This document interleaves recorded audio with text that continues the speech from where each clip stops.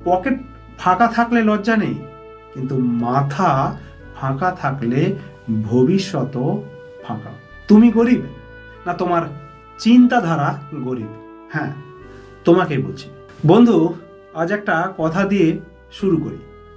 তোমার পকেটে টাকা নেই, এটা কোনো লজ্জার বিষয় না। কিন্তু যদি তোমার মাথাতেও টাকা না থাকে তাহলে সেটাই সবচেয়ে বড় সমস্যা। আমরা অনেকেই নিজেদের গরিব ভাবি, কারণ আমাদের কাছে টাকা কম। কিন্তু সত্যিটা কি জানো? গরিব হওয়া শুরু হয় মাথা থেকে, পকেট থেকে না।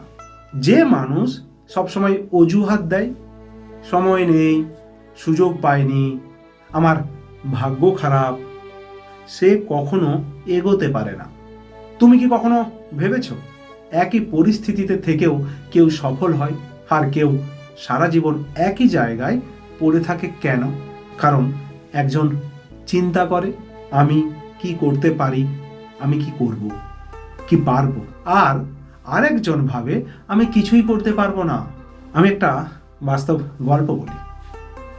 একটা ছেলে ছিল, তার কাছে টাকা ছিল না, সাপোর্ট ছিল না, কিন্তু তার একটা জিনিস ছিল, শিখতে চাওয়ার ইচ্ছা। সে প্রতিদিন একটু একটু করে স্কিল শিখেছে, ফ্রি ভিডিও দেখে প্র্যাকটিস করে। আজ সে নিজের পায়ে দাঁড়িয়ে। আর অনেকেই ছিল যাদের কাছে সব কিছু ছিল, কিন্তু তারা শুধু অজুহাত খুঁজেছে। তাই আজ একটা প্রশ্ন নিজেকে করো, তুমি কি অজুহাত খুঁজছো না সুযোগ?